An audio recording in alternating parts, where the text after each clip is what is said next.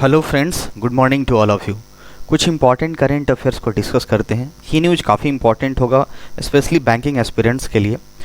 पहले एक board bureau हुआ करता था जिसका नाम क्या था, बैंक्स बोर्ड ब्यूरो। इसका काम क्या था, जो भी हमारे पब्लिक सेक्टर बैंक्स हैं या फिर पब्लिक सेक्टर इंश्योरर्स हैं या फिर फिनेंशियल इंस्टीट्यूशन हैं, इनके जितने सारे होल टाइम डायरेक्टर या फिर नॉन एग्जीक्यूटिव डायरेक्टर्स, चेयरमैन्स, इन्हीं के रिकमेंडेशंस पे, that means banks board bureau के रिकमेंडेशन से ही पीएसबी के director, non executive director, chairman's बनाए जाते थे। बट सरकार ने अभी हाल में क्या किया है, इस बैंक्स बोर्ड ब्यूरो को क्या कर दिया है, क्लोज कर दिया गया है। मतलब ये फंक्शन में नहीं रहेगा। इसके जगह पर एक नया ब्यूरो का एस्टेब्लिशमेंट हुआ है जिसका नाम क्या है, FSIB, that means financial service institutions bureau. अब ये क्या करेगा, ये जितने भी सारे पीएसबी हैं, पब्लिक सेक्टर इंश्योरर्स हैं, उसके होल टाइम डायरेक्टर या फिर नॉन एग्जीक्यूटिव डायरेक्टर या फिर चेयरमैन अब इस ब्यूरो के रिकमेंडेशंस पे बनाया जाएगा। अब ये जो नई एंटिटी बनी है, एक नया एक ब्यूरो बना है, तो किसके द्वारा हेड किया जाएगा।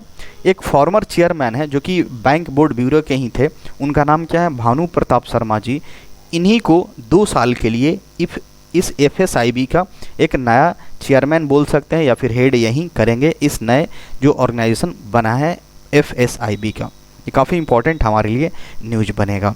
अब ये जो कैबिनेट कमेटी में जो इसको अप्रूवल दिया गया था, इसको हेड किसके द्वारा किया गया था, खुद हमारे प्राइम मिनिस्टर इसको हेड कर रहे थे और फाइनली जाकर के इसको FSIB के एस्टेब्लिशमेंट को अप्रूव किया गया था। तो काफ़ी इंपॉर्टेंट न्यूज़ है। बैंक बोर्ड ब्यूरो को हटा करके एक नई एंटिटी, एक नया ब्यूरो ऑर्गेनाइज किया गया है जिसका नाम क्या है, FSIB, financial service institution board bureau. और इसको हेड कौन करने जा रहे हैं, भानु प्रताप शर्मा जी, 2 साल के लिए। नेक्स्ट है हमारा AIIA director, that means all India institute of Ayurveda. इसकी डायरेक्टर हैं जिनका नाम क्या है, तनुजा नेसरी।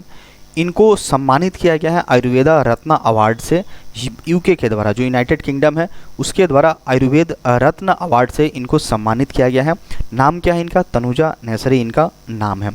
इन्होंने बहुत ही अच्छा कंट्रीब्यूशन किया है, खास करके आयुर्वेदा को ग्रोथ करने में। आयुर्वेद एक पद्धति है हमारी भारत में, एक इलाज करने की एक प्रक्रिया है जिसके तहत हम लोग करते हैं। तो आयुर्वेद को काफ़ी बढ़ावा देने में, खास करके इंडिया में और इसके साथ साथ अब्रॉड में भी इन्होंने काफ़ी अच्छा कंट्रीब्यूशन किया है। इसी के वजह से इनको आयुर्वेद रत्न अवार्ड इनको प्रोवाइड किया गया है। तो ये काफ़ी इंपॉर्टेंट न्यूज़ है।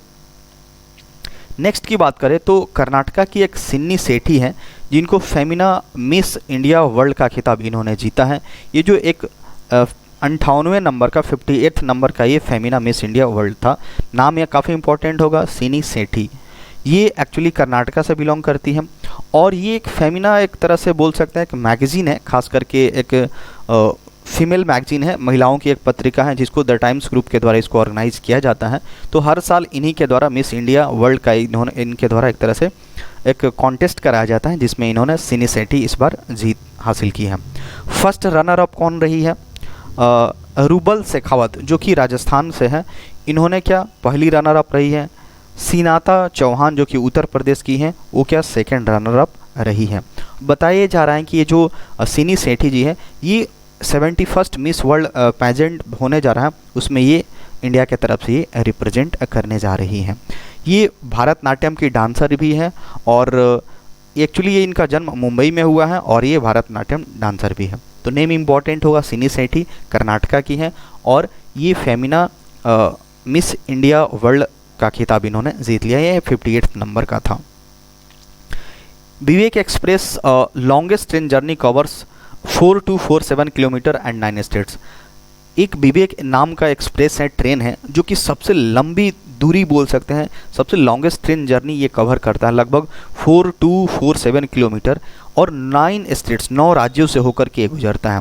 खास करके कहाँ से चलता है ये जो ट्रेन है, एक्सप्रेस है, जिसका नाम विवेक एक्सप्रेस है। हमारी जो विवेकानंद जी थे उन्हीं के नाम पे इस ट्रेन का नाम रखा गया था।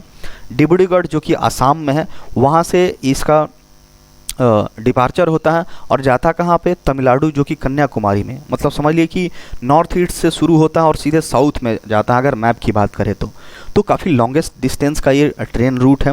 टाइम की बात करें, टाइम के लिहाज से बात करें और डिस्टेंस दोनों के लिहाज से ये सबसे लंबा एक तरह से दूरी तय करता है। ये 9 स्टेट्स होकर के गुजरता है ये ट्रेन। असम, नागालैंड, बिहार, वेस्ट बंगाल, झारखंड, उड़ीसा, आंध्र प्रदेश, केरला और फाइनली जाकर के तमिलनाडु पहुंचता है। इसको पूरा करने में लगभग 83 आवर्स लगते हैं। इस पूरा डेट मीन्स डिब्रूगढ़ से लेकर के आपको कन्याकुमारी तक पहुंचने में अप्रोक्स 83 आवर्स लगते हैं। ये जो अनाउंसमेंट हुआ था विवेक एक्सप्रेस का, ये प्रेजेंटेशन में रेलवे बजट के लिए जब 11-12 का जब प्रेजेंटेशन हो रहा था उसमें इसको इंट्रोड्यूस किया गया था ममता बनर्जी जी के द्वारा, तब वो रेलवे मिनिस्टर हुआ करती थी।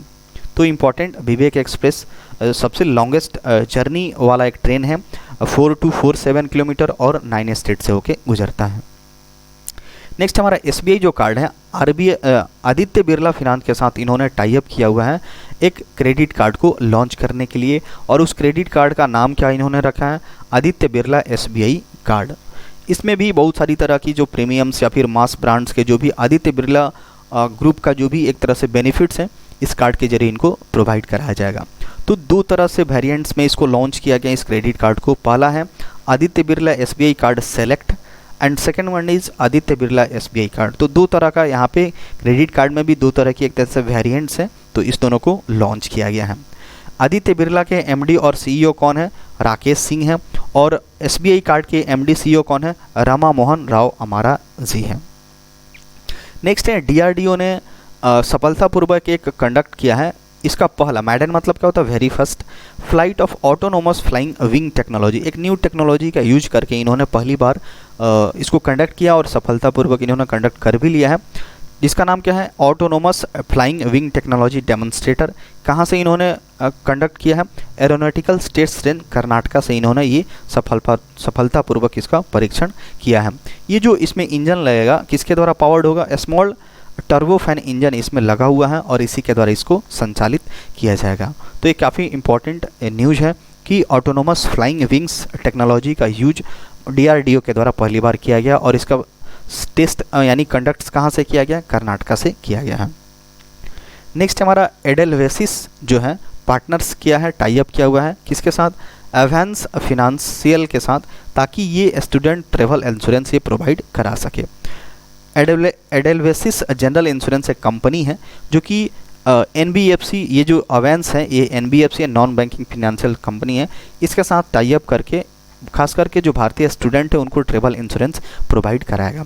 इसमें क्या होगा, मेडिकल स्टे, रहने का, travel inconvenience related, emergency losses, जो भी सारी चीज़ें हैं इसमें इस इंश्योरेंस के जरिए इसको प्रोवाइड कराया जाएगा।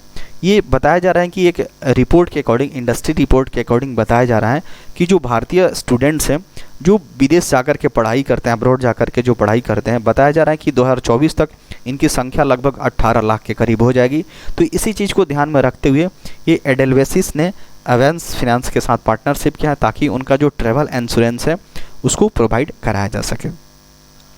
नेक्स्ट हमारा एनटीपीसी ने एक एमओयू साइन किया है राजस्थान सरकार के साथ 10 गीगावाट का एक रिन्यूएबल एनर्जी पार्क है उसी को लेकर के। तो एनटीपीसी, ये इंपॉर्टेंट नेम डेटा होगा 10 गीगावाट का ultra mega renewable energy power, जो कि राजस्थान में इसको एक तरह से खोला जाएगा। राजस्थान के जो एनर्जी मिनिस्टर कौन है, भानवर सिंह भाटी, ये इन्हीं के प्रेजेंस में इस एमओयू पे साइन हुआ है। इसके साथ साथ अगर बात करें तो एनटीपीसी ने 4.75 गीगावाट कैपेसिटी का भी कक्ष में ये लोग डेवलप कर रहे हैं, जो गुजरात है वहाँ पे भी ये अपना प्रोजेक्ट्स पे काम कर रहा है। एनटीपीसी के सीएमडी की बात करें तो कौन, अभी गुरदीप सिंह है। नेक्स्ट हमारे प्राइम मिनिस्टर मोदी जी के द्वारा फर्स्ट स्मार्ट कैंपस, जिसका क्या है, बॉस इंडिया का, बेंगलुरु में इसका शुभारंभ किया गया। पहला स्मार्ट कैंपस है बॉस इंडिया का। इसका लागत कितना आएगा, 800 करोड़ रुपए के करीब इसका लागत आएगा। 76 एकड़ में ये फैला हुआ है एक तरह से। ये फैसिलिटी कौन सी प्रोवाइड करेगा, सिक्योरिटी को लेकर के, सस्टेनेबिलिटी को लेकर के, और भी जो यूजर एक्सपीरियंस है, एसोसिएट्स, विजिटर्स और फैसिलिटी मैनेजमेंट को लेकर के यहाँ पे ये सारी चीज़ें अवेलेबल होगी। ये जो बॉस है 60 मैन्युफैक्चरिंग साइट्स हैं और 7 डेवलपमेंट और एप्लीकेशन सेंटर हैं इंडिया में। अगर बॉस लिमिटेड इंडिया की बात करें तो एमडी इसके कौन है, सौमित्रा भट्टाचार्य जी इसके एमडी हैं। नेक्स्ट की बात करें जो हमारे जो प्राइम मिनिस्टर मोदी जी हैं, इन्होंने डिजिटल इंडिया वीक 2022 का शुभारंभ किया। कहाँ पे, गांधीनगर में। खास करके इसका थीम क्या होगा, कैटेलाइजिंग न्यू इंडिया टेकेड इसका इस बार का थीम रहा है डिजिटल इंडिया वीक का। इसमें डिजिटलाइजेशन को लेकर के काफ़ी ज़्यादा महत्व दिया गया है, ई गवर्नेंस को लेकर के, ई प्लेटफॉर्म को, ई बुक, ई लर्निंग को लेकर के काफ़ी। तो पूरा का पूरा ये डिजिटल वीक है एक तरह से, इसमें पूरी तरह से डिजिटलाइजेशन पे बढ़ावा दिया जाएगा, ई गवर्नेंस, ई बुक, ई प्लेटफॉर्म। तो जितना हो सके हमारी जो कम्युनिकेशन सरकार के साथ या फिर जो स्कीम लॉन्च होता है उसको बेहतर स्मूथ बनाया जा सकता है। इसी को लेकर के यहाँ पे एक डिजिटल वीक लॉन्च किया गया है हमारे प्राइम मिनिस्टर मोदी जी के द्वारा। कहाँ पे? गांधीनगर, जो कि गुजरात में है। नेक्स्ट की बात करें, नेक्स्ट हमारा कार्लोस सैंज, जिन्होंने क्या जीतना अपना मैडन करने का मतलब वेरी फर्स्ट इनका पहला है फार्मूला 1 ब्रिटिश ग्रैंड प्रिक्स इन्होंने पहली बार जीता है। नाम क्या होगा? कार्लोस सैंज। ये फेरारी के ड्राइवर हैं। और बात करें तो और कुछ इंपॉर्टेंट डेटा की बात कर लेते हैं। कैनेडियन ग्रैंड प्रिक्स कौन जीता है? Max Verstappen. Azerbaijan Grand Prix Max Verstappen ही जीते हैं। और मोनाको ग्रैंड प्रिक्स किसके द्वारा जीता गया है? सर्जियो पेरेज के द्वारा जीता गया है। नेक्स्ट की बात करें, ये काफ़ी इंपॉर्टेंट होगा स्पोर्ट्स के पॉइंट ऑफ व्यू से। जसप्रीत बुमराह जो कि हमारे इंडिया टीम के काफ़ी बेस्ट बॉलर हैं, हाल ही में इनको टेस्ट मैच हो रहा था इंडिया और इंग्लैंड के बीच, तो उनमें इनको कैप्टन बनाया गया था। कुछ मतलब एक मैच के लिए इनको कैप्टन बनाया गया था। तो इन्होंने क्या किया, एक वर्ल्ड रिकॉर्ड ही बना दिया है। ब्रायन लारा का इन्होंने रिकॉर्ड तोड़ दिया है और एक ओवर में इन्होंने 35 रन मारे हैं। खास करके बॉलर होकर के, बैट्समैन मतलब एक ओवर में 35 रन मार करके इन्होंने पूरा एक वर्ल्ड रिकॉर्ड तोड़ दिया है। आज तक टेस्ट मैच की बात कर रहा हूँ, टेस्ट मैच में इतना रन कोई नहीं मारा था। इसके जस्ट पहले 29 रन का रिकॉर्ड था जो कि ब्रायन लारा ने मारा था। ब्रायन लारा वेस्ट इंडीज़ के प्लेयर थे, काफ़ी दिग्गज प्लेयर थे। उन्होंने एक ओवर में 29 रन मारने का उनके नाम रिकॉर्ड था। लेकिन अभी बुमराह ने एक ओवर में 35 रन मार करके इन्होंने रिकॉर्ड तोड़े। 18 साल के बाद एक तरह से बोला जाए तो ये रिकॉर्ड टूटा है। किस बॉलर के खिलाफ इन्होंने इतना रन मारा है? ब्रॉड है, जो कि स्टुअर्ट ब्रॉड है, इन्हीं के खिलाफ इन्होंने मारा है। नेक्स्ट हमारा international plastic bag free day कब मनाया जाता है? 3 जुलाई को मनाया जाता है। एक अवेयरनेस क्रिएट करने के लिए कि जो हमारा प्लास्टिक है हमारे प्लैनेट को कितना पोल्यूट कर रहा है, इस चीज़ को लेकर के यहाँ पे अवेयरनेस क्रिएट किया जाता है। पहली बार इस डे को कब सेलिब्रेट किया गया था? 3 जुलाई 2008 को सेलिब्रेट किया गया था। जीरो वेस्ट यूरोप, जो कि एक इन्हीं लोगों के मेंबर के द्वारा इसको सेलिब्रेट किया गया था। तो इम्पॉर्टेंट न्यूज़ है। और ये भी हाल में न्यूज़ आ रहा था कि इंडिया ने क्या कर दिया, सिंगल यूज़ प्लास्टिक को पूरी तरह से बैन कर दिया है। कब से? 1 जुलाई 2022 से। एक ऑबिचुअरी से रिलेटेड सवाल है यहाँ पे। विजनरी ब्रिटिश थिएटर डायरेक्टर थे ब्रिटिश थिएटर डायरेक्टर, इनका नाम क्या था? Peter Brook. इनका हाल ही में निधन हो गया है 97 ईयर्स के एज में। That's all for today.